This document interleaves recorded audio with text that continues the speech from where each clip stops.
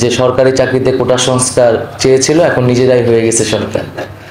তো আমরা আমাদের যে আন্দোলন, সেই আন্দোলনের কিছু প্রিন্সিপাল ছিল যে আমরা বলেছিলাম যে একটা মেধাভিত্তিক বাংলাদেশ আসলে আমরা গঠন করতে চাই।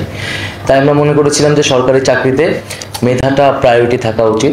কোটা থাকতে পারে, যতটুকু প্রয়োজন সেতটুকু রেখে সংস্কার করে মেধাটাকেই প্রায়োরিটি দেওয়া হোক। কারণ বাংলাদেশকে এগিয়ে যেতে হলে মেধাবীদের প্রাধান্য দিতে হবে। কারণ আমরা দেখতে পাচ্ছি যে মেধাবীরা দেশ নিয়ে হতাশ, তারা ব্যাপক পরিমাণে বিদেশমুখী, কারণ তারা মনে করছে যে তাদের মেধাটা আসলে যথাযথ গুরুত্ব দেওয়া হয় না বাংলাদেশে, বা তার কোনো সুযোগ নেই।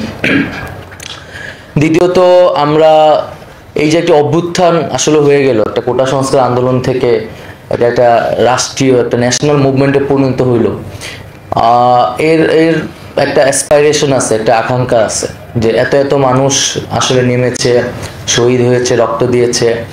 বাংলাদেশের ইতিহাসে 1971 সাল একটা যেমন বড় ঘটনা, আমরা একটা নতুন রাষ্ট্র, স্বাধীন সার্বভৌম রাষ্ট্র পেয়েছি, এরকম 2024-এর এই জুলাই অভ্যুত্থান আরেকটি বড় ঘটনা হিসেবে ইতিহাসে আসলে থাকবে।